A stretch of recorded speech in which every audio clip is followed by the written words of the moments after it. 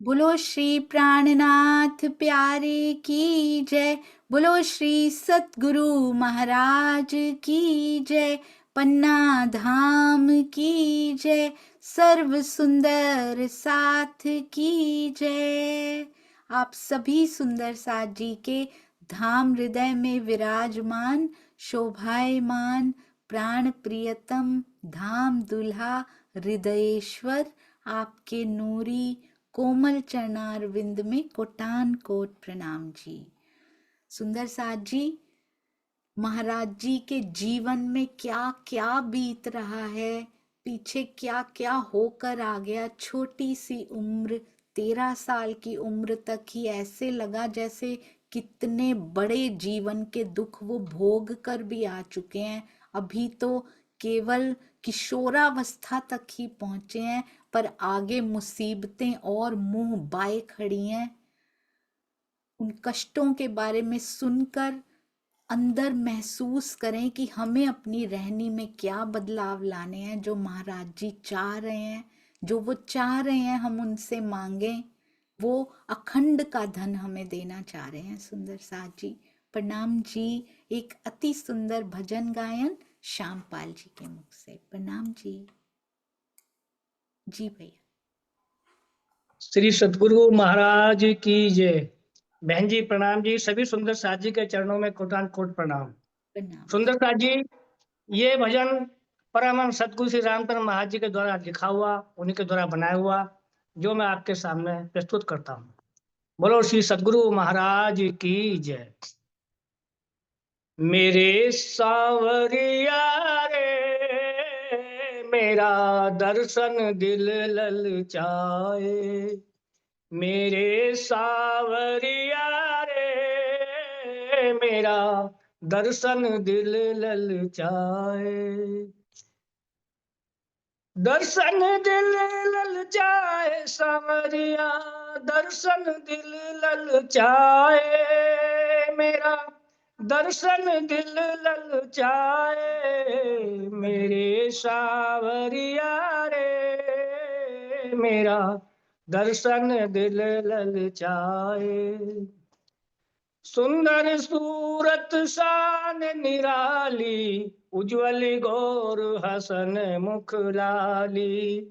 सुंदर सूरत शान निराली, उज्ज्वल गौर हसन मुख लाली। हाँ, उज्ज्वल गौर हसन मुख लाली।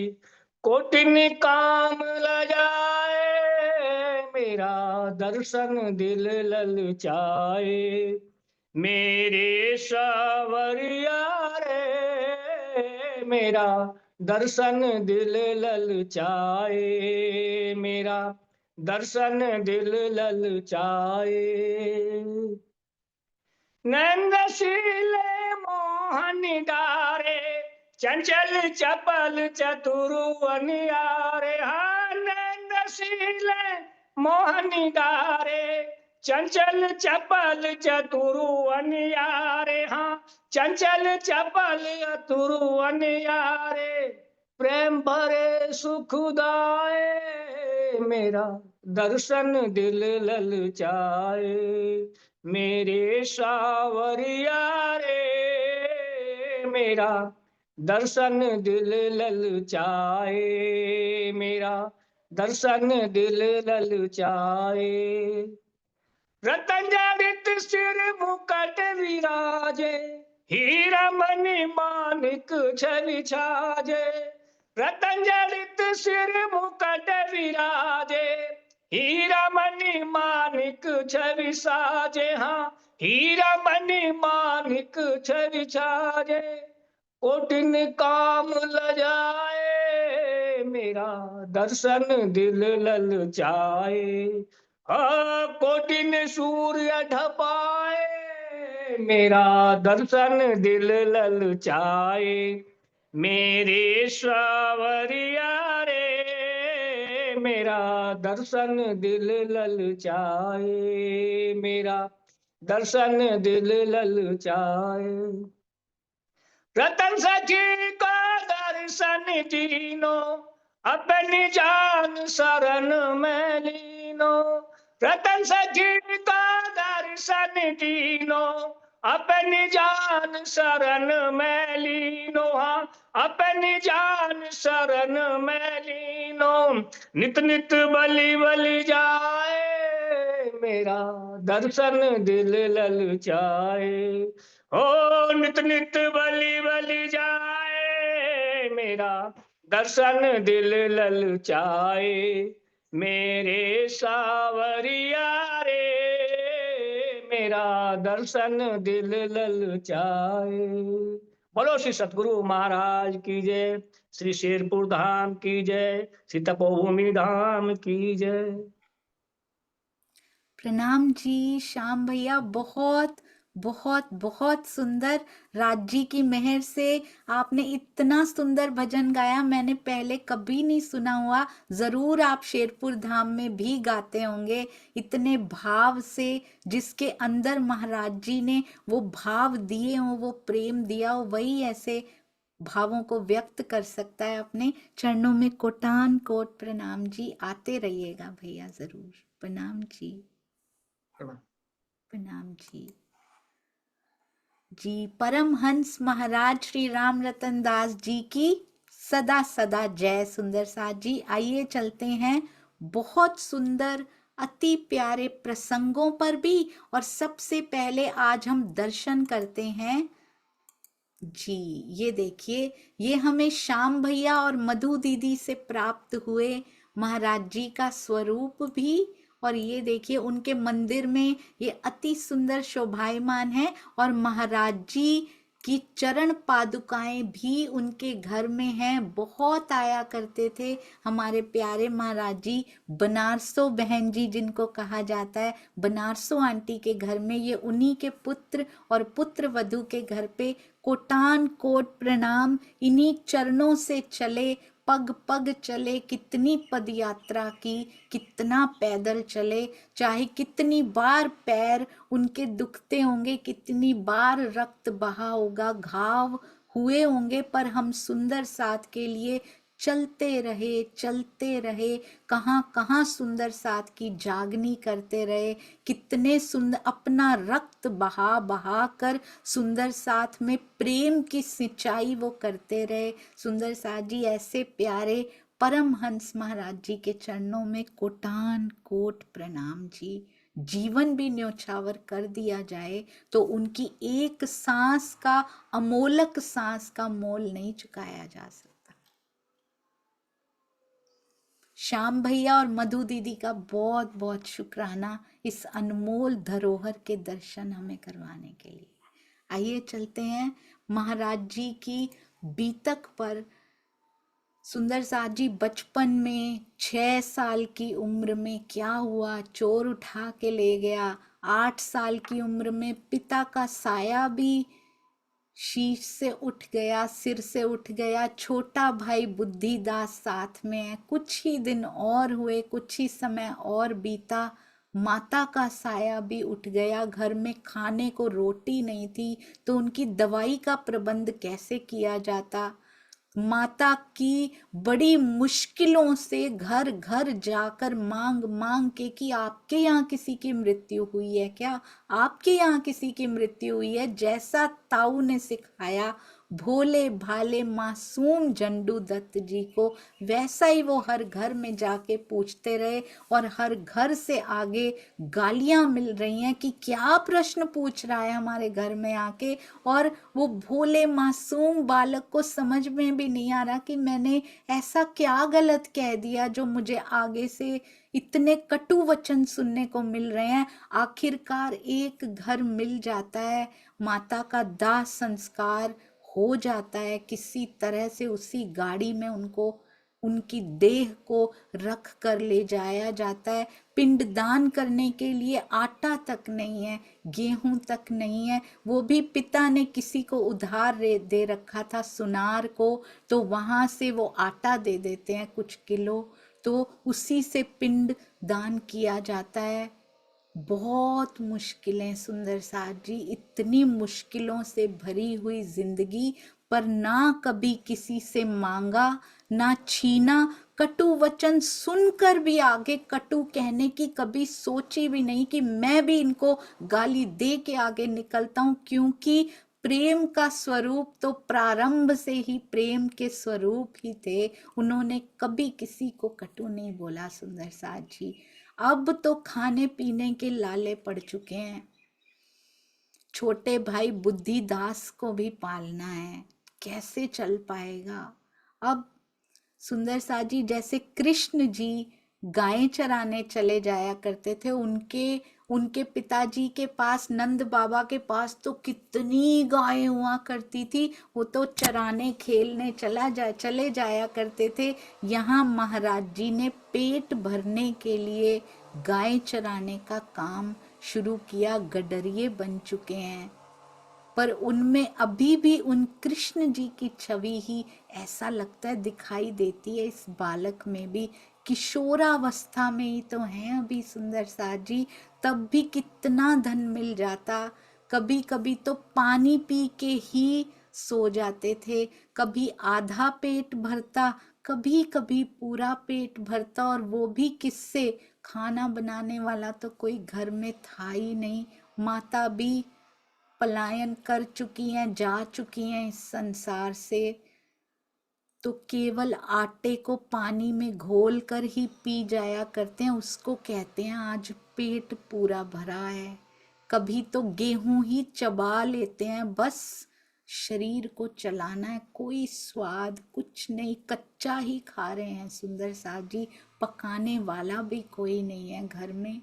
इस प्रकार की कितनी मुश्किल जिंदगी, पर मुख से एक आह भी निकलती हुई प्रतीत नहीं होती। किसी के खाने पर भी ऐसी नजर नहीं डालते कि स्वादिष्ट खाना बनाए तो मुझे मिल जाए, किसी वस्तु पे इस प्रकार की कोई नजर नहीं डालते, क्योंकि वही रखवाला, वही खिवैया, ये उनके हृदय में पूर्ण विश्वास शुरू से है कि देगा तो वही देगा। खाने को भी मैं किसी से नहीं मांगूंगा, ना किसी से छीनूंगा। ये संस्कार भी माता पिता ने प्रवाहित किए, पर अंदर जो आत्मा बैठी है दृष्टा रूप में, शीतल कोमल प्रकाशमयी सुगंधित अर्श की सुगंधी लिए जो आत्मा बैठी है, वो जीव को ये कष्ट सहते हुए देख रही है दृष्टा बनके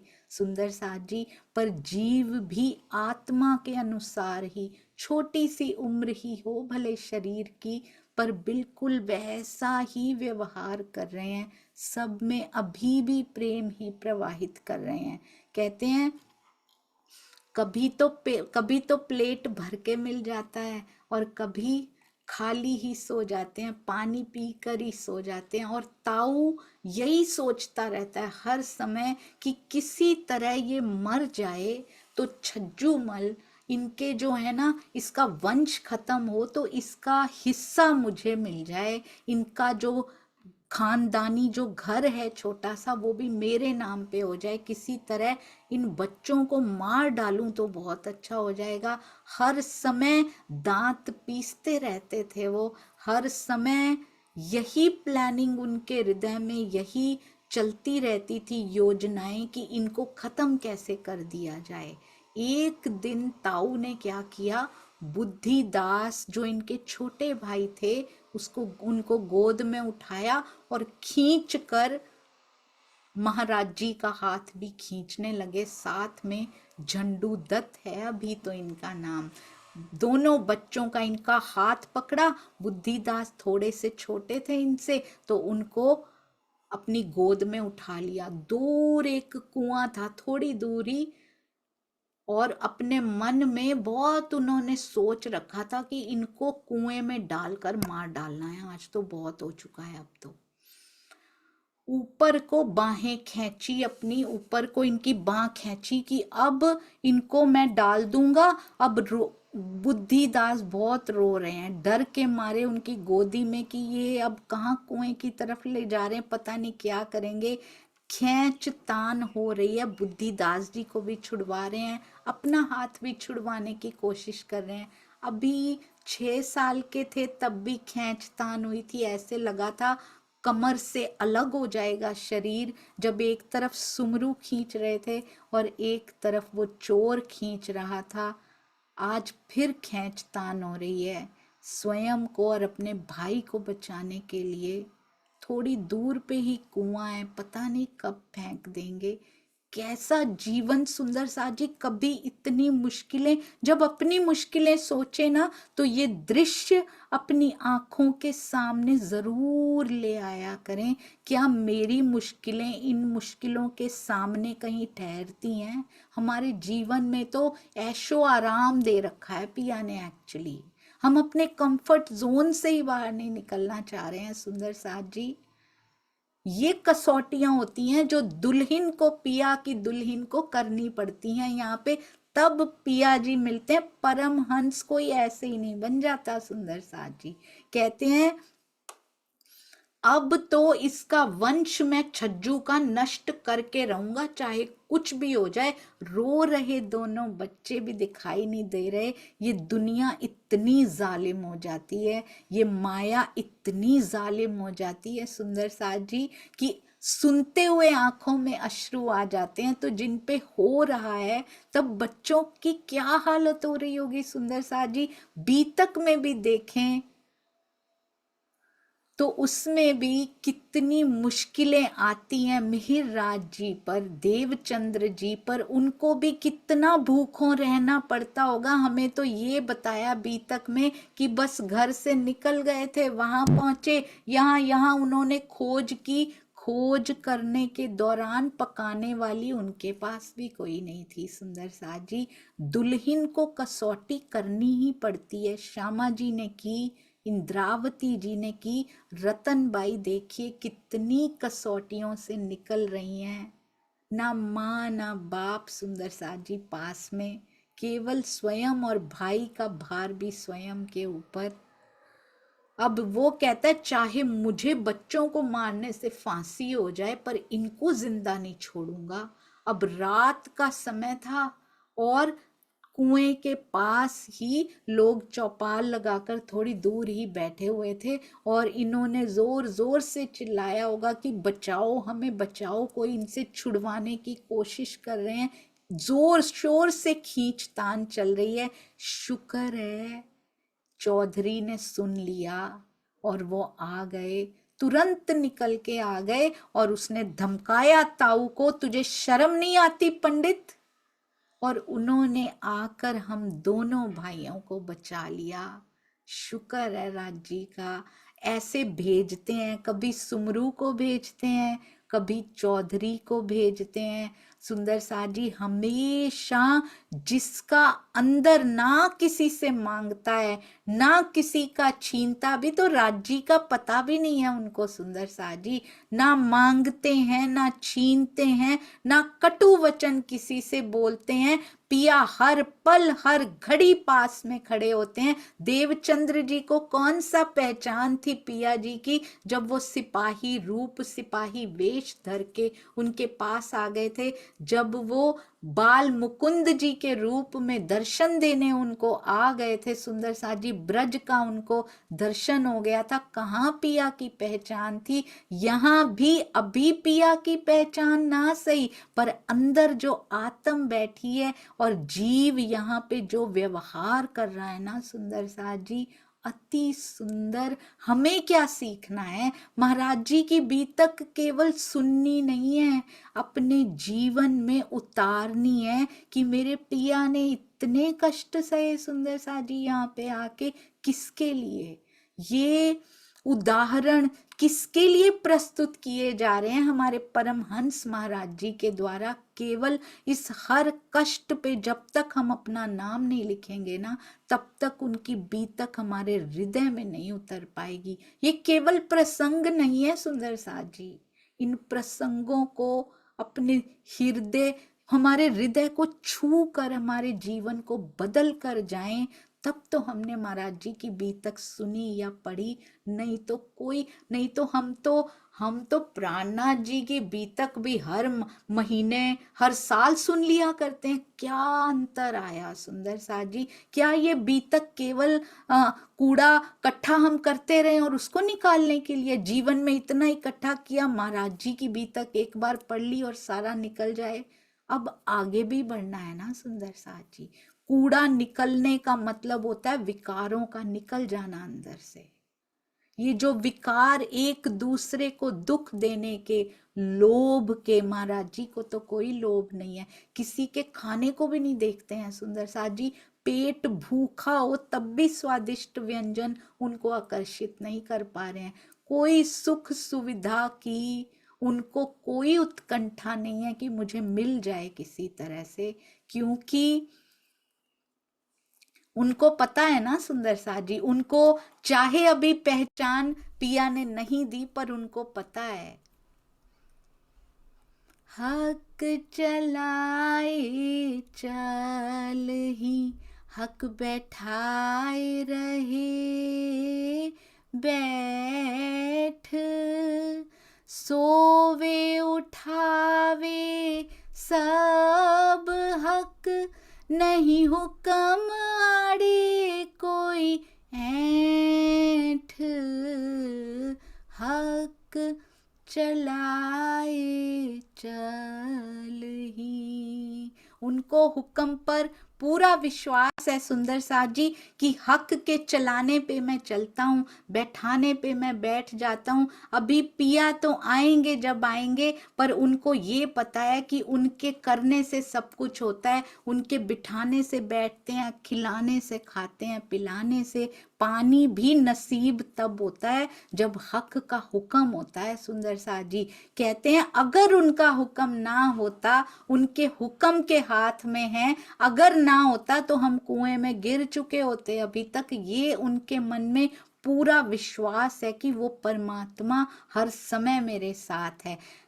कुएं तक पहुंच भी नहीं पाए, पहले ही वो चौधरी ने आकर रोक लिया।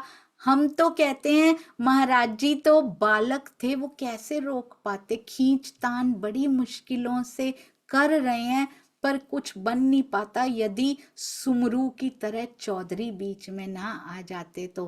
कहते हैं मेरा तो ये हाल हुआ पड़ा था जैसे 32 दांतों में जीभ फंसी पड़ी होती है ना, रसना फंसी होती है, वो बाहर नहीं निकल सकती, चाहे भी तो 32 दांतों को हटा के बाहर नहीं निकल सकती, अगर दांत ना चाहे कि इसको निकलने देना है।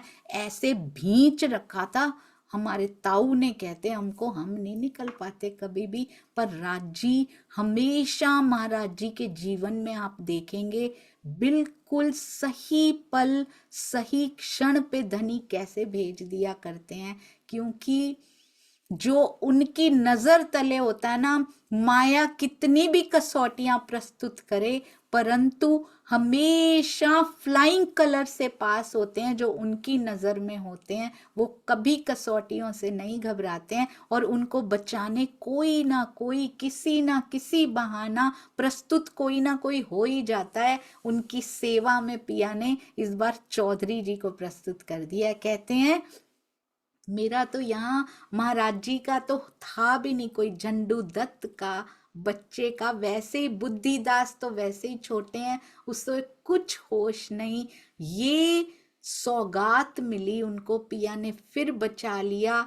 और कहते हम किसी से अपना दुख भी महाराज जी नहीं कहते थे, कोई भी दुख उन पे आता तो उसको पीना अपना सौभाग्य समझते थे, उसको पी जाना। शब्द में किसी को कहते तक नहीं थे, किसी गांव वाले को भी, कि हम पे ये दुख आ गया। शायद किसी गांव वाले को भी जाके ना बताया होगा कि क्या किया मेरे ताऊ ने मेरे साथ, चौधरी ने जरूर बताया होगा जाके, पर ये अपने मुख से महाराज जी कभी किसी के बारे में, अपने दुख को तो स्पेशली कभी मेंशन नहीं करते थे कि मेरे जीवन में क्या क्या बातें बीत रही हैं। आखिर कौन सा विश्वास है सुंदर साथ जी ये अंदर, कौन सा ईमान खड़ा हुआ है अंदर कि अपने दुख को भी अपने अंदर ही पीते थे। उनको पता है मेरे अंदर बैठा है, मैं पी जाऊंगा तो उस तक जिसने हुक्म से ये सब किया है, मैं पी जाऊंगा तो वो मुझ पे रीझ जाएगा। इसको कहते हैं धर्म के सारे लक्षण, सुहागनियों के सारे लक्षण हमें बीतक साहब ये सिखाएंगी, महाराज जी की बीतक की, कैसे जीवन में धर्म पे खड़े होना होता है, कैसे जीवन में सुहागनियां बन के सुंदर साथ जी इस काल माया में रहना होता है। ये सब महाराज जी की बीतक हमें सिखाएंगी। पर हम सीखते हैं, अपने जीवन को बदलते हैं या नहीं बदलते, ये हम पे निर्भर करता है। यदि अभी भी चूक गए तो बहुत देर हो जाएगी, बहुत देर हो जाएगी सुंदर साथ जी। क्योंकि उनको पता था कि ये जो दुख होता है ना, ब्रह्मवाणी में लिखा हुआ है, इस दुख का कोई मोल नहीं होता, ये इतना अमोलक होता है, क्योंकि यही एक शय है जो धनी से मिला देती है। कभी मत घबराइए, जीवन में दुख आए भी हों तो जरूर मेरे पिया ने, हम उनकी ओर आकर्षित हो नहीं रहे सुंदर साथ जी, इसलिए हमारे पे दुख आए होंगे। तो उन दुखों को एक अपॉर्चुनिटी की तरह, एक अवसर की तरह लीजिए। अमोलक पदार्थ होता है, ये मुझे धनी से मिलवा देगा तो सौदा बहुत सस्ता है। ये दुनिया एक मजाक सी लगती थी बच्चों को, दोनों बच्चों को, महाराज जी को, कि जैसे एक मखौल सा है ये दुनिया। गाय चराने जाते हैं, छोटा भाई साथ में ही रहता है,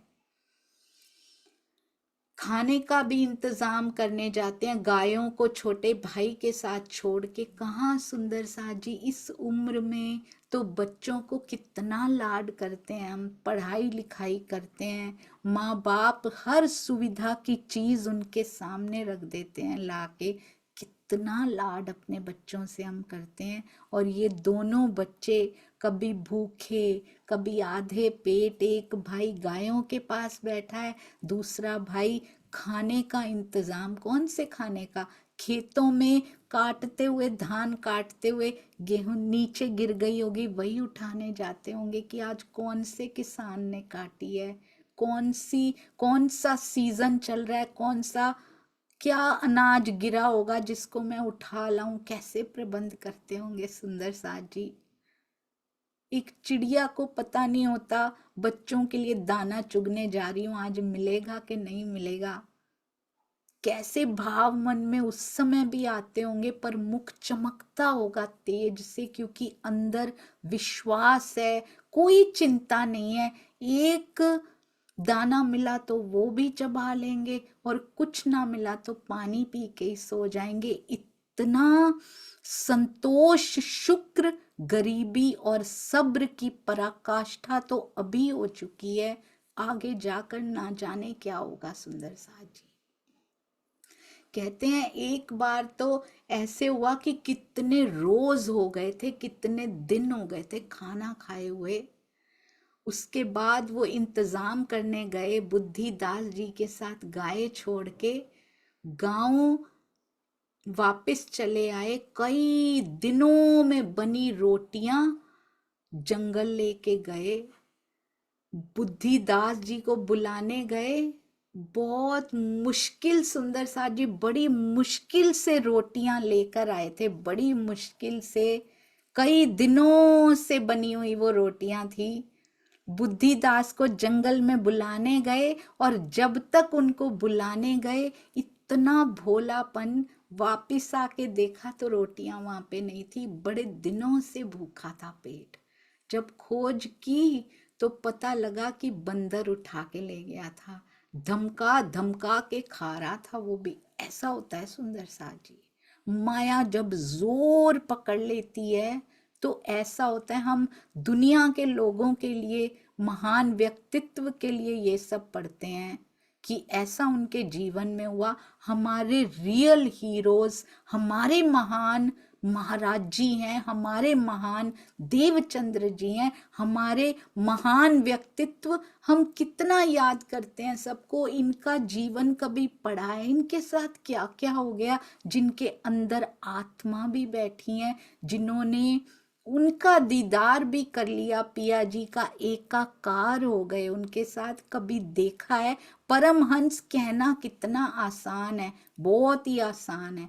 परमहंस हो जाना पल पल परीक्षा देनी पड़ती है सुंदर साथ जी उसके लिए। कैसे कैसे कमाई की है उन्होंने, और कितनी छोटी उम्र से कमाई करनी शुरू हुई है। हम तो केवल सुन रहे हैं, हम तो केवल कह रहे हैं, पर जब बीत रही है और मुख से उफ तक नहीं निकल रही, उस क्षण के बारे में आप उस जंगल में कम से कम अपनी दृष्टि ले जाकर देख तो पा रहे हैं ना। कितने दिनों से भूखे दोनों बच्चे, और आज रोटी मिली भी तो बंदर उठा के ले गया है। कहते हैं वो भी जिद करके बैठा है कि तुम्हें नहीं मिलने दूंगा आज मैं, धमका धमका के खा रहा है। और क्या कहता है, खावेगा क्या, ले तू खा ले। कहते हैं बंदर का मुंह ताकते रह गए दोनों, और भूखा पेट रोता रह गया, पर उसको रोटी नहीं मिली। दुख भी जैसे मजाक कर रहा था, मखौल उड़ा रहा था कि मैं आया हूं, मैं पूरी पराकाष्ठा पे आऊंगा। ओहो, कहते हैं इन परिस्थितियों रूपी फूल ऐसे ही मिलते चले गए। दुख को भी फूल कहते हैं। इन परिस्थितियों के फूल भी हमें ऐसे ही मिलते चले गए। हम कभी, महाराज जी कहते, कभी नहीं रोए, ऐसी छोटी छोटी बातों पे कभी नहीं रोए। और पिछली पर तो कभी रोए ही नहीं, जो पीछे हो चुका उसको तो कभी याद भी नहीं किया। हमेशा ध्यान आगे पर रहा।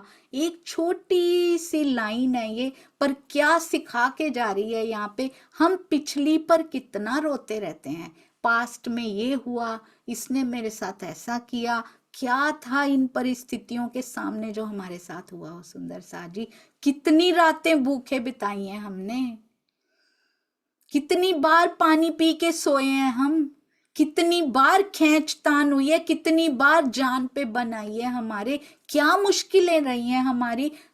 धाम धनी मिलने वाले हैं उनको। और सुंदर साथ जी कभी भी पास्ट को याद नहीं किया है उन्होंने, हमेशा ध्यान रहा आगे, और वो भी आगे क्या होने वाला उसकी भी कोई चिंता नहीं। बस जीवन चलता जा रहा है, कभी भी पीछे मुड़ के देखते ही नहीं है, ना किसी से जिक्र करते हैं अपने दुख का। दुख को तो वो पानी के साथ ही पी जाते हैं अपने अंदर। और जो अपनी पीड़ा को पी जाता है, जो अपने दुख को पी जाता है ना सुंदर साथ जी, उससे बड़ा त्याग यहाँ पे कोई हो नहीं सकता। और जो बताते फिरते हैं सबको अपने दुखों को, तो समझ लीजिए वो बाहर रिस गया, वो बाहर बह गया। सुंदर साथ जी, जिसने अंदर जाके विरहा बनना था वो तो बाहर बहा दिया हमने सारा। ये दुख मिल क्यों रहे हैं, पिया के विरहा की ओर ले जाने के लिए दुख मिल रहे हैं, ताकि हम उनसे मिल लें किसी तरह से। वो पूरा कह कह के ही बहा दिया बाहर। जैसे ही आंसू निकले, किसी को बताओ भी ना सुंदर साथ जी, आंसू निकल के भी बह जाता है। उस आंसू को भी अंदर पी लेना है, क्योंकि जब बाहर के सूख जाते हैं तब अंदर बहता है, और तब पिया पिया रोम रोम नस नस में बहते हैं पिया जी। वैसे भी सुंदर साथ जी, वैसे भी ये जिंदगी है क्या, कब चली जाएगी कुछ पता नहीं, कुछ इसका कोई भरोसा ही नहीं है। कब ये चली जाएगी, कब ये देह छोड़ देंगे। बड़ा ही सुंदर, बहुत ही सुंदर एक कबीर जी ने लिखा हुआ है इस जीवन के बारे में। जरा हल्के गाड़ी हाको, उन्होंने राम लिखा है। और हम तो जानते ही हैं 4 प्रकार के राम। एक राम दशरथ का बेटा, और दूसरे राम कौन से, जो घट घट में लेटा। तीसरे राम का जगत पसारा, और चौथा राम है सबसे न्यारा, और उस चौथे राम की मैं यहाँ पे, और वो हमारे पिया जी हैं जो सबसे न्यारे परम धाम में हैं सुंदर साज जी। ये उस राम को लेकर आप सुनिएगा। जरा हल्के गाड़ी हाको मेरे राम गाड़ी वाले। कहते हैं ये जो शरीर है ना, इसको गाड़ी कहा गया है सुंदर साज जी। इसको जरा धीरे हाँको, इसको क्यों माया में पीस रखा है, इतना इतनी गति इसकी माया में तेज कर रखी है। ये भी इकट्ठा कर लूं, ये भी इकट्ठा कर लूं, सारा कुछ इकट्ठा करने में सारा समय बीतता जा रहा है। इस गाड़ी को सजाने में, इस शरीर को सजाने में, इसको भगाने में और माया की तरफ भगाने में ही ये गाड़ी घिसटती चली जा रही, घिसती जा रही है। कब इस गाड़ी को उस तरफ लेकर जाओगे? अंदर तो इसके चौथे राम यानी धनी बैठे हैं, अंदर इसके आत्मा बैठी है, अंदर इसके धनी श्री धाम बैठे हैं। कब तक इसको माया की तरफ ही पूरी गति से चलाते चले जाओगे? जरा धीरे हाँको, माया की तरफ इसकी स्पीड थोड़ी धीरे करो, थोड़ा थोड़ा साथ में धनी की ओर भी तो चलते चले जाओ। इसकी स्पीड इधर से धीरे होगी तो मन में पिया जी का ख्याल आएगा, उनके साथ भी तो कुछ पल बिता लो बैठ के। जरा धीरे धीरे गाड़ी हाँको मेरे राम, मैं राज ही बोलूंगी सुंदर सा जी, मेरे राज गाड़ी वाले।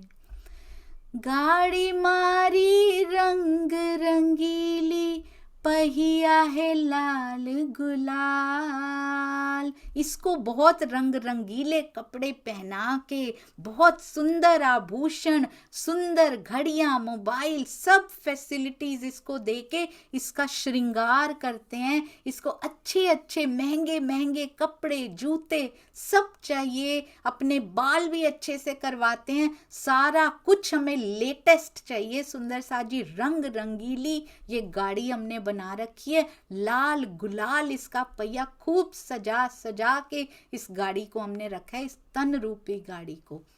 गाड़ी मारी रंग रंगीली, पहिया है लाल गुलाल। हाकण वाली छैल छबीली, बैठन वाला राम। कहते हैं हाँकने वाली भी छैल छबीली है। इसको कौन? ये जो अंदर जीव बैठा है उसका मन इतना छैल छबीला मन है, टिकने ही नहीं देता, इसकी गति को थमने कहाँ देता है ये राम। ये जो मन है हमारा, यही तो भटकाता फिरता है, मुझे ये भी चाहिए, अभी भी सेटिस्फैक्शन नहीं हुआ, उनके पास लेटेस्ट मॉडल है, हमें चाहिए, उन्होंने इतनी कोठियां बना ली, उन्होंने इतना धन इकट्ठा कर लिया, उनके बच्चे इस स्कूल में चले गए। ये नहीं टिकने देता सुंदर सा जी, ये भटकाता रहता है, इसका काम है ये। इसकी गति को, इस गाड़ी की गति को ना थमने देना माया की ओर से, यही तो इस मन की ड्यूटी लगाई हुई है, यही तो इसका काम है, इसी को बस पहचान लेना है हमने। और इसको पता ही नहीं कि पीछे जो है वो राम बैठा है। इस गाड़ी में आत्म आकर बैठ गई है, धनी धाम आकर बैठ गए हैं। कुछ पल उनके साथ तो बिता लो।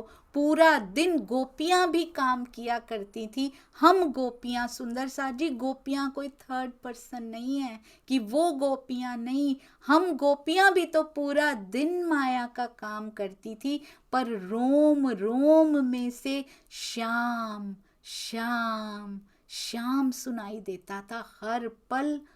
उनको भी ताने मारती थी उनकी सासें, कितना काम करती थी, हम गोपियां सुंदर सा जी हमें तब भी ताने मारती थी, पर जो श्याम की ध्वनि हर रोम से सुनाई देती थी, उसकी सुगंधी हर रोम में से आती थी, तो कुछ सुनाई नहीं देता था कौन क्या कह रहा है।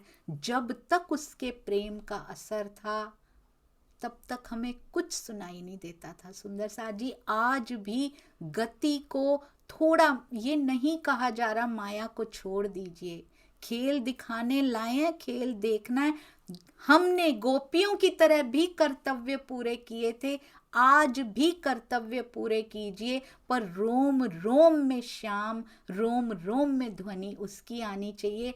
माया के लिए करो लेकिन मरो नहीं सुंदर साथ जी।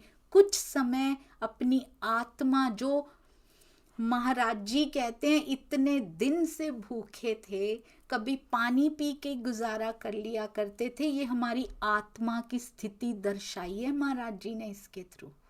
हमारी आत्मा भी भूखी बैठी है, उसको तो पानी भी नहीं दे रहे हम सुंदर साथ जी। कितने सैकड़ों साल हो गए, 400 साल से भूखी बैठी है अंदर वो। आत्मिक आहार हमने उसको परोसा ही नहीं। क्या केवल 4 भजन गाने से अगर आत्मिक आहार उसको मिल गया होता तो दर्शन ना हो गए होते हो मैं सुंदर साथ जी। इसलिए ब्रह्मवाणी से आत्मिक आहार आत्मा को देना बहुत जरूरी है, बहुत जरूरी है। उसको भी कभी आधा पेट पूरा पेट आत्मा का भर गया होता ना, तो हम पिया से हमारी इतनी सी भी दूरी ना होती। और उसका पेट एक बार भर जाता है ना, वो खाली नहीं होता दोबारा। वो देखती रहती है दृष्टा बनके कि कम से कम आज इसकी गति रुकेगी, और आज ये मेरी तरफ थोड़ा ध्यान देगा ये जीव, और आज कुछ आत्मिक आहार मुझे मिल जाएगा। मैं भी तो बरसों से सदियों से भूखी बैठी हूँ। अंदर जो बैठी है उसका भी ध्यान करना है। कहते हैं इतना कुछ करते हैं, बिजनेस करते हैं, जॉब करते हैं, घर के काम करते, कभी नहीं थकते सुंदर साथ जी। सारा थके भी हों तब भी उठ के करते, क्योंकि करना है। चितवन के लिए, वाणी मंथन के लिए हमें समय नहीं मिल पाता, क्योंकि समय ही नहीं मिलता। खाना बनाने के लिए समय नहीं मिलता, कभी नहीं कहा हमने। अपना बिजनेस करने के लिए आज समय ही नहीं मिला, कभी नहीं कहा, क्योंकि दोज आर द प्रायोरिटीज। अगर प्रायोरिटी पे पिया को रखा होता तो समय नहीं मिलता मुख से, गोपियों के मुख से तो नहीं निकला था सुंदर साथ जी 11 वर्ष तक। उसके बाद भी 52 दिन हुए तन छोड़ के निकल गई थी पिया जी के पास। उसके बाद यदि हम पिया की तरफ पूरी कितनी उम्र हमारी निकल जाती है, माया में स्पीड तेज रखे रहते हैं इस गाड़ी की, अंत में ये घिसनी शुरू हो जाती है। फिर क्या होता है, गाड़ी अटकी रेत में भाई, मंजिल पड़ी है दूर। अब डॉक्टर्स बताते हैं कि अब इसको ये बीमारी है, अब इसको घुटने भी दर्द हो रहे हैं, अब इसको ये बीमारी हो गई। कभी कभी तो ऐसा कि बचना भी मुश्किल है। अब तो कुछ महीने या फिर कुछ साल या कुछ हफ्ते या कुछ दिन ही बचे हैं इसके पास। गाड़ी अटकी रेत में भाई, मंजिल पड़ी है दूर। धर्मी धर्मी पार उतर गए, पापी चकनाचूर। जिसने तो धर्म कर्म किया था वो इन परिस्थितियों में भी बाहर आ जाता है, नहीं तो जिसने नहीं किया था, धर्म की ओर जरा सा भी ध्यान नहीं दिया था, उसकी गाड़ी कुछ दिनों में ही चकनाचूर हो जाती है, वो नहीं बच पाता। इसलिए अभी समय है, युवावस्था में या अभी जिस भी अवस्था में है, अभी समय है सुंदर साथ जी, इस गाड़ी की स्पीड को माया की तरफ थोड़ा सा कम कर लीजिए।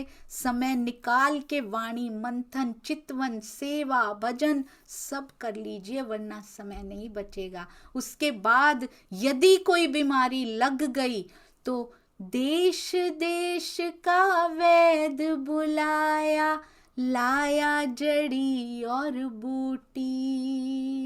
देश देश से, क्योंकि कमाया इतना है भाई, देश देश से डॉक्टर्स बुलाए जाते हैं या विदेशों में इलाज करवाने जाया जाता है। कितने प्रकार की दवाइयां वो लेकर आते हैं, पर जड़ी बूटी तेरे काम ना आई, जब राम के घर की छूटी। जब हम उसका नाम छोड़ देते हैं मैं चौथे राम की बात कर रही हूँ, जो जगत से न्यारे श्री राज हैं सुंदर साज जी। तब कोई दवाई काम नहीं आती, कोई जड़ी बूटी उस समय काम नहीं आती, और फिर ये गाड़ी छूट जाती है, चकनाचूर हो जाती है।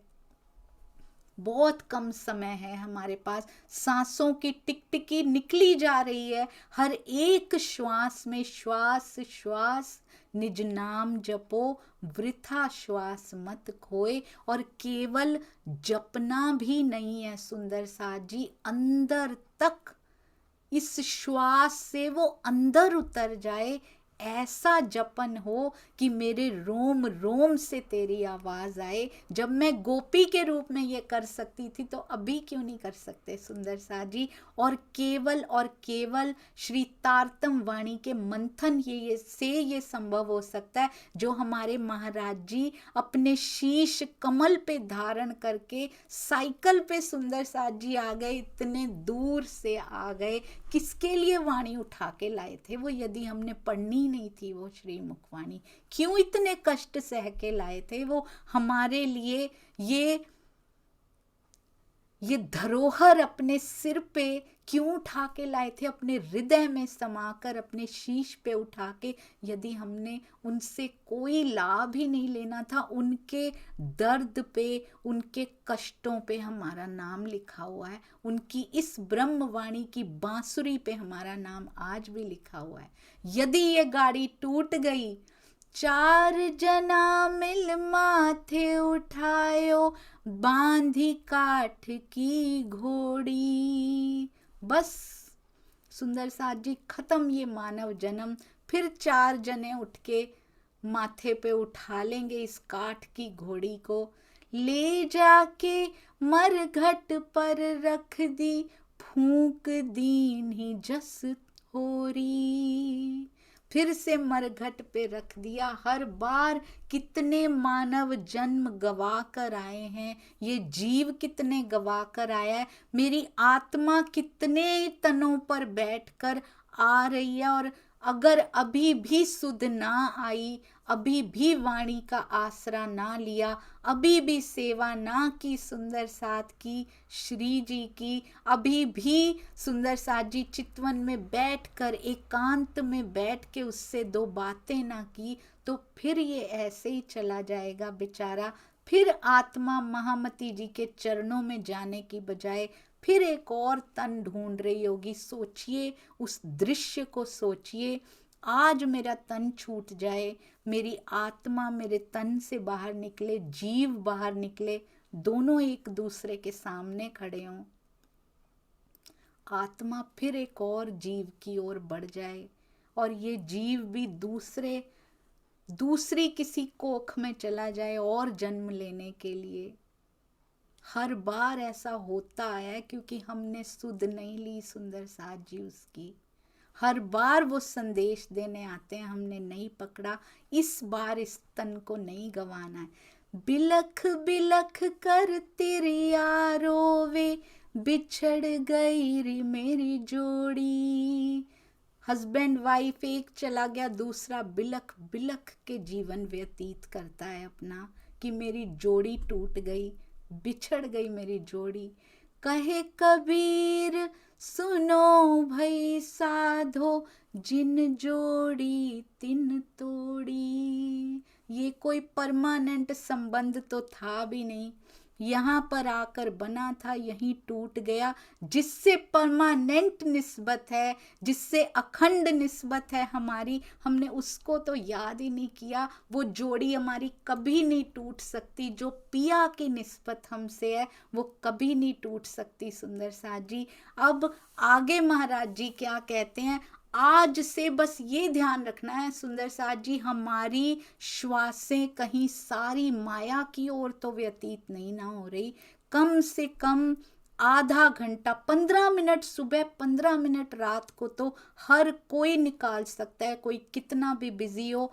वाणी मंथन कीजिए। मंथन पढ़ना नहीं है, केवल उसका अर्थ पढ़िए, उससे संबंध कोशिश कीजिए समझने की। अपने पिया से मेरा क्या निस्बत, क्या संबंध है।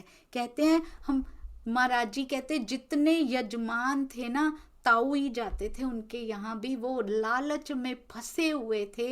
यजमानी भी सारी खुद ही डकार जाते थे, दान दक्षिणा भी खुद ही ले लेते थे और बच्चों को कुछ भी नहीं देते थे।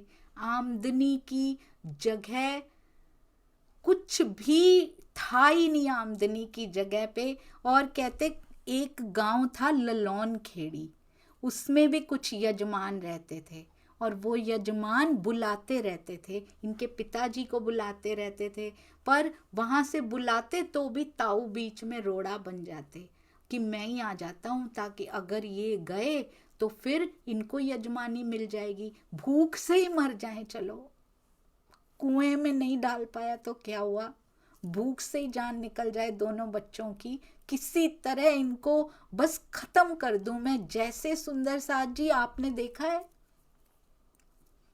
जैसे बिहारी जी चाहते थे कि प्राणनाथ जी की किसी तरह से मिहिर राज को खत्म कर दिया जाए, फांसी के लिए भी कोशिश की जाती है उनकी, 2 बार कारागार में डलवाया जाता है, एक बार बच जाते हैं कारागार में जाने से, बाईजू राज और सूरत के सुंदर साथ 8 चले जाते हैं, वो भी बचकर बाहर आ जाते हैं। कितनी बार ऐसा अटेम्प्ट किया जाता है कि वो बच ना पाए, बस किसी तरह से तन चला जाए उनका। आज रतनबाई की आत्मा पे वो बीत रही है सुंदर साथ जी। और कितनी हार्श कंडीशंस हैं यहाँ पे। अपना ही ताऊ पीछे पड़ा हुआ है, हर समय गांव में उसके साथ ही रहना है। कुएं में नहीं डाल पाया कोई बात नहीं, चलो भूख से ही मार डालो, कोई यजमान, सारे यजमानों के सामने खुद ही आ जाते, मैं आऊंगा ना, ये नहीं आएंगे। एक बार कहते फिर न्योता आ गया है उसी गांव से, नाई खबर लेकर आते थे, तब फोन तो नहीं होते थे, पत्र आने में बहुत समय लग जाता होगा, ना कोई आता जाता, नाई खबर लेके आया तो दिन छुपने वाला था। सुबह ही, वैसे तो अगर सुबह ही कार्यक्रम है, यजमान ने बुलाया तो ताऊ मना कर देता, क्योंकि रात की जो यात्रा थी गांव तक, ललौन खेड़ी तक जाने की, वो बहुत डरावनी यात्रा थी। रास्ते में बहुत जंगली जानवर थे, जंगल पड़ता था, भयावह जंगल पड़ता था। तो अगर तो स्वयं जाना होता तो ताऊ मना कर देते, पर इस बार उन्होंने मन में कुछ और ही योजना बना ली कि इसको भेजता हूँ इस बार। रात को वहां जाएगा, ना कुएं में डाल पाया, ना भूख से ये मर रहे हैं, तो चलो जंगली जानवरों के आगे ही परोस दिया जाए इनको। कहते हैं बड़े प्यार से ताऊ ने बुलाया, वरना तो प्यार से बात भी नहीं करते थे। प्यार से बोले तुम ललौन खेड़ी चले जाओ, अभी बुलाया है हमारे यजमानों ने, तो सुबह उनका प्रोग्राम है, सुबह उनका कार्यक्रम है, तुम अभी निकल जाओ, दिन छुपने वाला है, उसको पता है रात होने वाली है और ये बच्चा बचेगा नहीं। अब 4 कोस ही तो है यहाँ पे, अपना वो ले जाना, खेस ले जाना साथ में, और सवेरे ही प्रोग्राम है उनके यहाँ, सुबह नहीं तो पहुंच नहीं पाओगे, सुबह निकलोगे तो पहुंच नहीं पाओगे, अभी चले जाओ, अभी बुलवाया है, अभी चलोगे तो पहुंच जाओगे। जैसे ही संदेश दिया, इतने भोले भाले हैं सुंदर साथ जी, ये मासूमियत, ये भोलापन पिया को जीत लेता है। उसी समय निकल गए, पता है जान का दुश्मन है मेरा ताऊ। कितना कुछ सोचिए, किसी बच्चे को कुएं में डालने की कोशिश कर चुका है, वो बच्चे फिर उनका कहना मान रहे हैं। सोचा ही नहीं, मन में कपट है ही नहीं, तो दूसरे में कपट दिखाई नहीं देता कि क्यों भेज रहा है। अरे वाह, मुझे आज यजमानी के लिए भेज रहे हैं, बड़ी खुशी खुशी जा रहे हैं महाराज जी। किशोरावस्था है सुंदर साथ जी, अभी कितने सुंदर दिखाई देते हैं। परम धाम में भी किशोर स्वरूप, नूरी तन, यहाँ काल माया के तन में भी तेज नूर चमकता था महाराज जी के मुखार बिंद पर।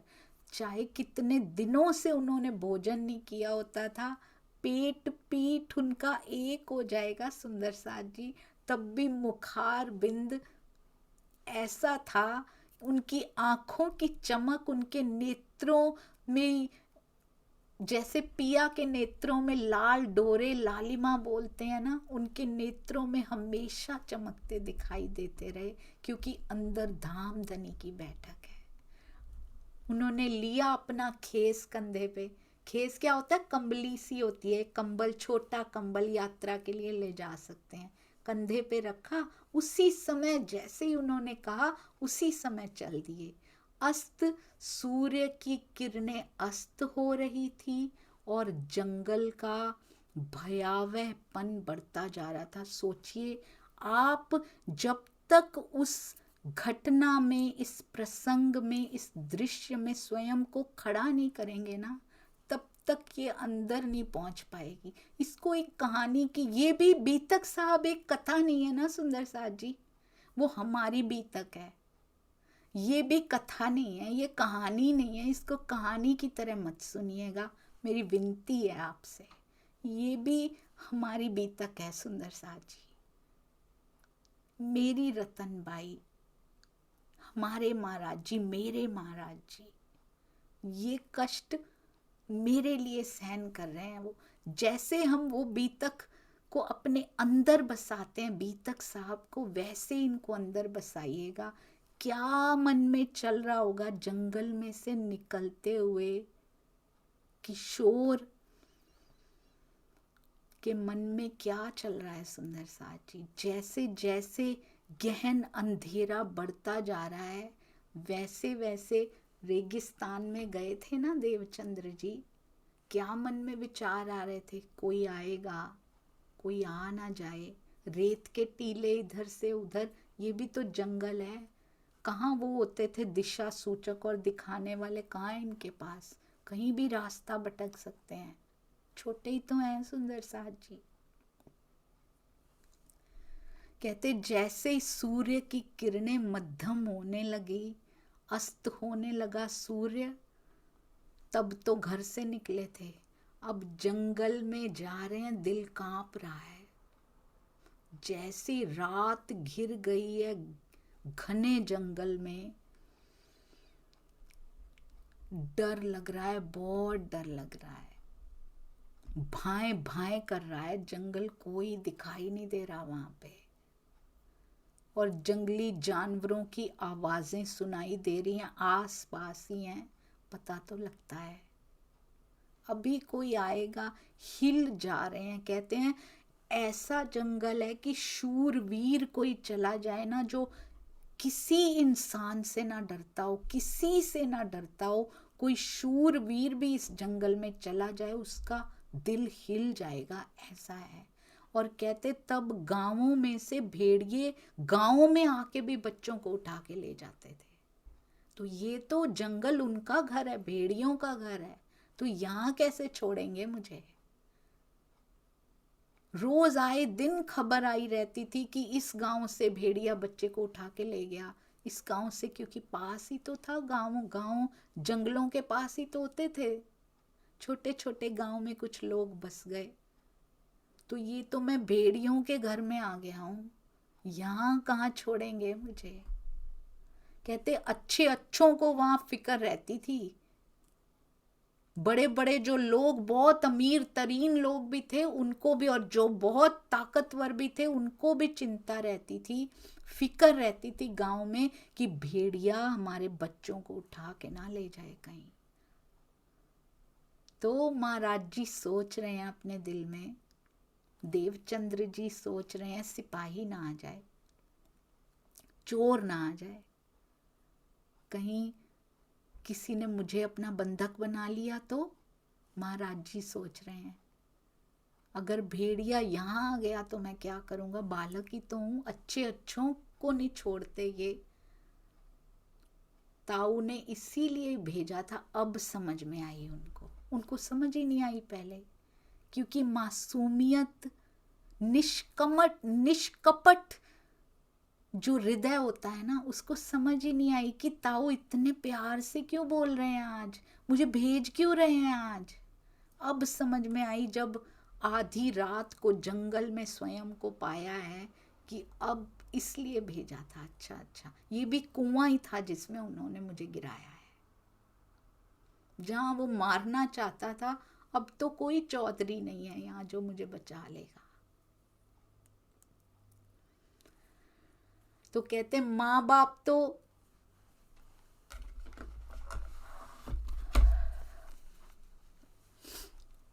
मेरे माँ बाप तो उनके सिर से उतर गए, उनका घर अब मिलना आसान है, इन बच्चों को मार दिया जाए तो बहुत आसान हो जाएगा, इसीलिए ताऊ ने मुझे भेजा है। तो उन्होंने कहते हैं मैंने सोचा मैं ना एक पेड़ के पे चढ़ के बैठ जाता हूँ, मेरा मन कहता है पेड़ पे चढ़ के बैठ जाओ, भेड़िया छोड़ देगा, भाड़ में जाए ये यजमानी, अभी अपनी जान तो बचा लूं कहीं मैं, अगर जान ही नहीं बची तो मैं यजमानी क्या करूंगा, क्या वहां पे कार्यक्रम में जाऊंगा। एक बड़ा सा वृक्ष दिखा तो सीधा उसकी ओर जाने लगा मैं। उधर से ही एक मानव मेरी ओर आ रहा था, मुझे देख के बोला देखिए सुंदर साथ जी। उधर ही उनको सिपाही रूप में मिले थे, यहाँ सुमरू मिल चुके हैं, चौधरी के रूप में आके बचा चुके हैं, अब एक मानव उधर से ही आ रहे थे। उन्होंने देख के क्या बोला, बालक इस समय कहाँ जा रहे हो इतनी रात को। तो कहते हैं मैं चढ़ बैठूं जिससे, मैं तो वृक्ष ढूंढ रहा था मैं जिस पे चढ़ के बैठ जाऊं। तो उन्होंने कहा इस समय पे बच्चों को क्या घर से निकलना चाहिए, क्यों निकले थे तुम। कौन था ये सुंदर साथ जी, वो क्यों निकला था जो इस समय उनके पास आए हैं मानव के रूप में, वो इतनी रात को क्यों निकले हैं जब भेड़ियों का इतना डर होता है। कौन है ये जो बचाने आया उनको।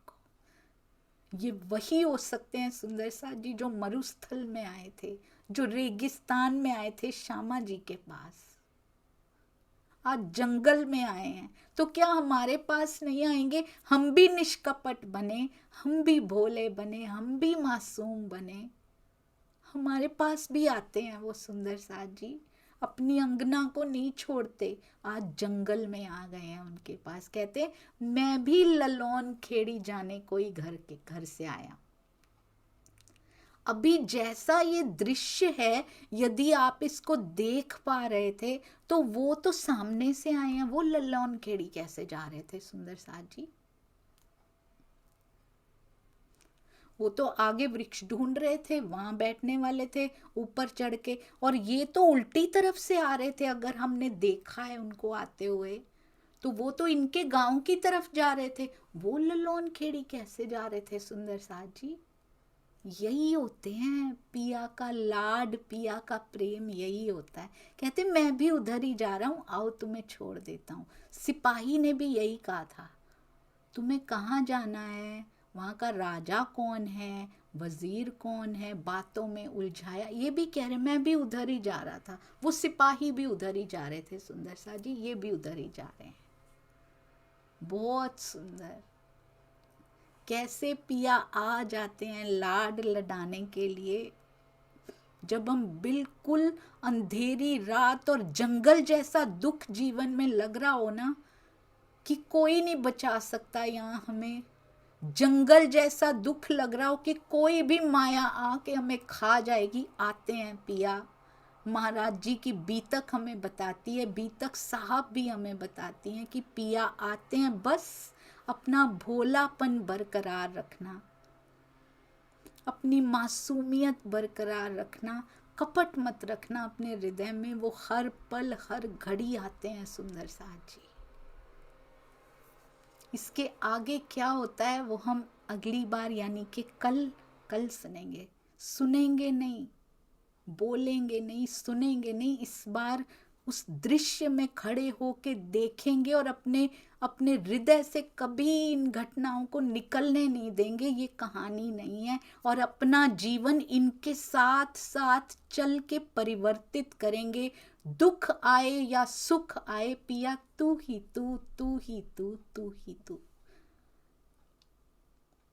महाराज जी के चरणों में जितने प्रणाम किए जाएं उतना कम, जितने जीवन न्योछावर कर दिए जाएं उनके जीवन में उतने कम। जितनी सांसें लगा दी जाएं उनको याद करने में उतनी कम सुंदर साथ जी।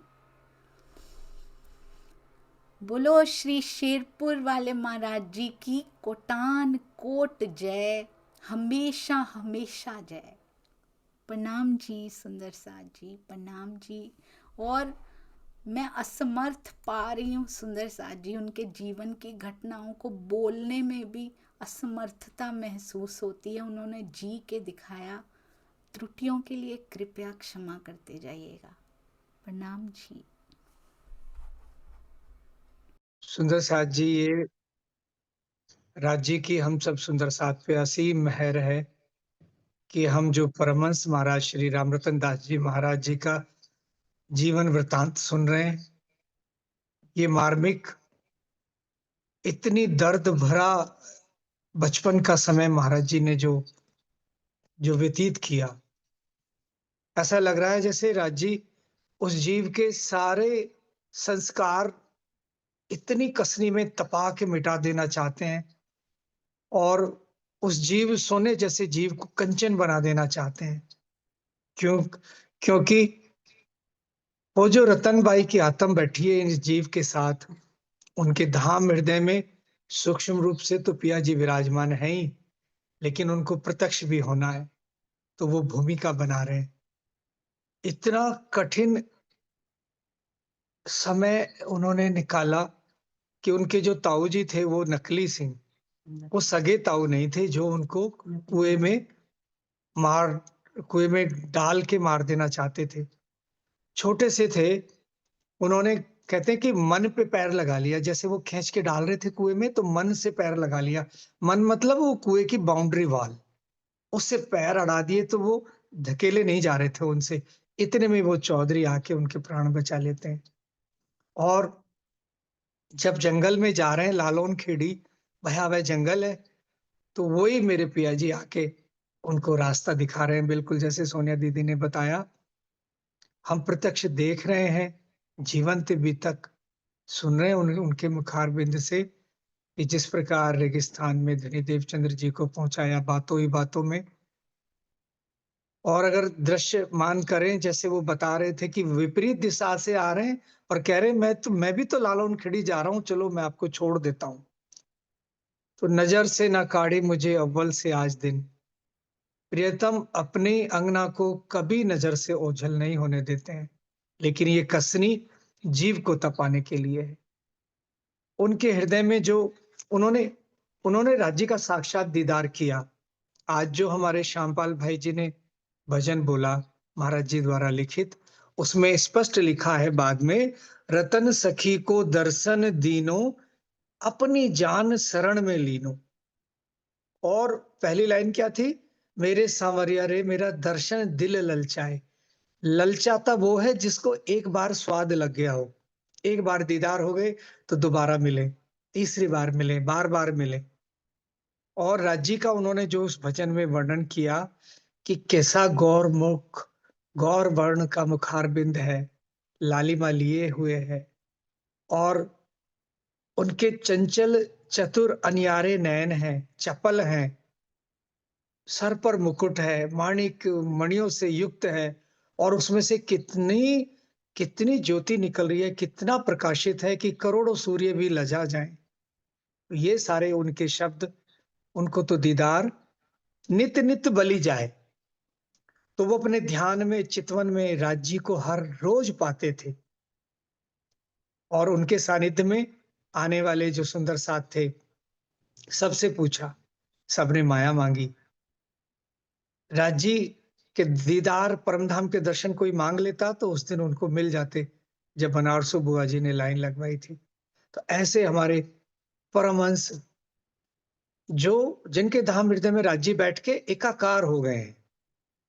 तो ये जीवन परिचय, जीवन वृतांत इतना इतना मार्मिक है, दिल को छू लेने वाला। हम सभी सुंदर साथ जी ग्रहण कर रहे हैं, और मैं सदगुरु महाराज जी के चरणों में प्रार्थना कर रहा हूं कि हे मेरे धनी, सबके हृदय में सदगुरु महाराज जी के चरण आए और सदगुरु संग भरतार और राज्य के भी युगल स्वरूप के सबके धाम हृदय में उनका वास हो। ऐसी मेरी सतगुरु महाराज जी परमहंस जी के चरणों में प्रार्थना, और हम सबको इस योग्य बनाए कि जो हम बीतक को सही से ग्रहण कर सकें, हृदय में रख सकें। एक शब्द आया था सोनिया दीदी कि वो जैसे गाय चराते थे, तो मैं यहाँ पे थोड़ा-सा ये विनती करना चाहूँगा कि गडरिया उन्हें कहते हैं जो बकरियाँ और भेड़ चराते हैं। गडरिया शब्द उनके लिए आता है। हमारे महाराज श्री जी के लिए गडरिया शब्द हम नहीं प्रयोग करेंगे। वो गोपाला बन गए, ग्वाल-वाल बन गए, गाय चराते थे। जो गाँव के जो धनी लोग थे, जिनके पास पशु गाय ज़्यादा थी, गाय चराते थे।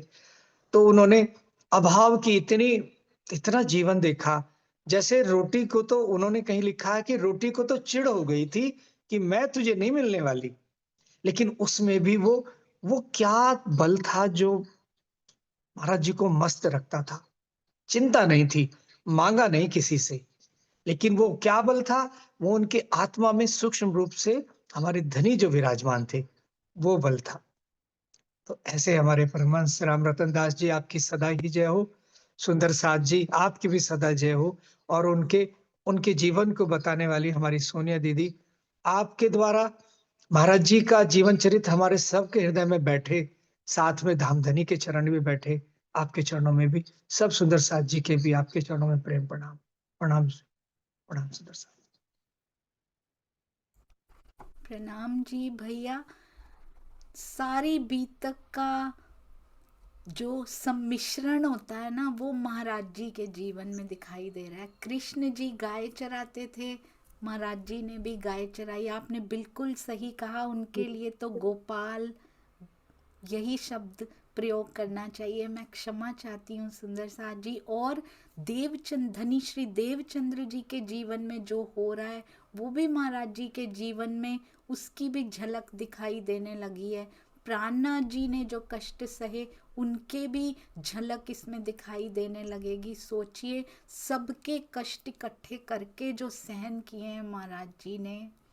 धन्य है रतनबाई की आत्मा, जो पिया जी से एकाकार हुई और हमारे लिए प्रेम की धरोहर जो छोड़कर गई। हमने क्या लिया? प्रेम का स्वरूप जो है, हमें भी सुंदर साथ जी प्रेम ही प्रेम बनना है। केवल प्रेम और प्रेम। ये देखिए, बच्चे भी कितने प्रेम से सुंदर साथ जी सुन रहे हैं हमारे। प्रणाम जी, प्रणाम जी। बहुत सुंदर लगता है देखकर। बच्चे से लेके वृद्ध तक महाराज जी को इतने प्रेम से सुनते हैं, क्योंकि वो सिखा ही प्रेम रहे हैं। और लवी, आप थोड़ा सा फ्री हो तो प्लीज आप भी 2 मिनट जरूर बोलिएगा। मैं अनम्यूट करूं अभी? प्रणाम जी। प्रणाम जी, प्रणाम सभी सुंदर साथ जी को, कुटान कोट प्रणाम। महाराज जी की बीतक के लिए दीप, मेरे पास तो कोई शब्द नहीं। मामा जी ने तो बहुत अच्छे से एक्सप्लेन कर दिया कि कैसे कैसे अभी तो शुरुआत है कि कैसा कैसा टाइम चल रहा है। पर दी जिस तरीके से हो रही है ना, आई आई आई एम श्योर कि सब लोग विजुलाइज कर पा रहे होंगे। जैसे वो चले हैं, जैसे वो वन में गए हैं, जैसे वो जंगल में खड़े हैं, वो देख रहे हैं पेड़ पे बैठने के लिए सोच रहे हैं, फिर कोई आया है, तो वो पूरे तरीके से वो इतने अच्छे से हो रही है ना। तो वो बहुत बहुत आनंद में, मुझे लगता है कि सब महसूस करके सुन पा रहे होंगे महाराज जी को। जैसे जैसे हम उनका दर्द उनके साथ साथ चलते जाएंगे, देखो धनी की मेहर से हम वहां भी पहुंच जाएं जहाँ महाराज जी पहुंचे, हमें ले जाएं वो अपने साथ ना, हमें ले जाएं। बस इतना ही है दी। प्रणाम जी। प्रणाम जी, प्रणाम जी। सुंदर साथ जी, ये ऐसे परिवार हैं, मेरा तो मन करता है चरण रज ले लूं इन परिवारों के, सुंदर साथ जी की भी। क्योंकि इनकी दादी नानी, उन्होंने साक्षात दर्शन किए हुए हैं, महाराज जी के साथ समय बिताया हुआ है।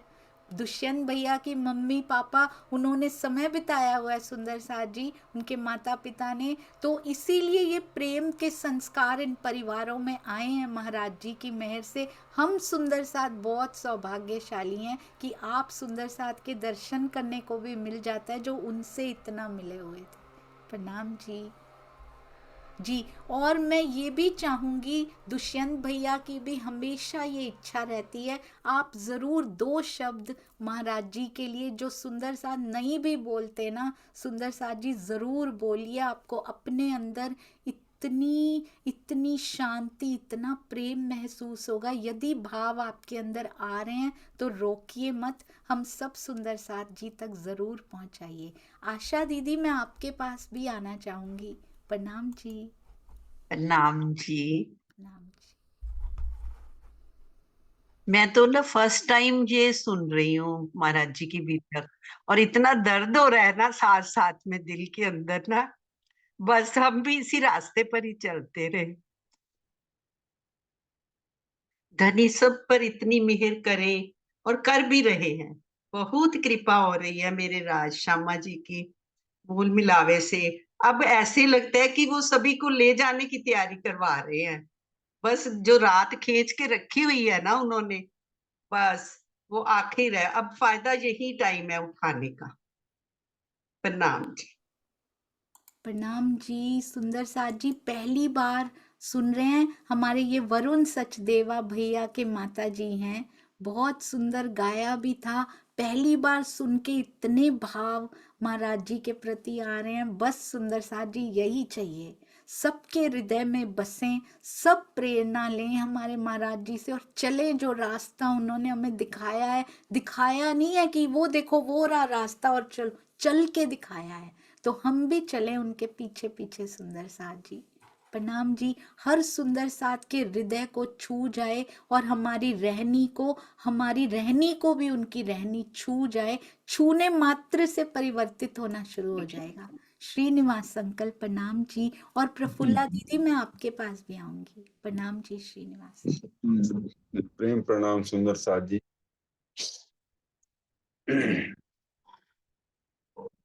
आज हमारे श्री कृष्ण तीर्थ लीला में महाराज का कितना अति सुंदर वर्णन किया है।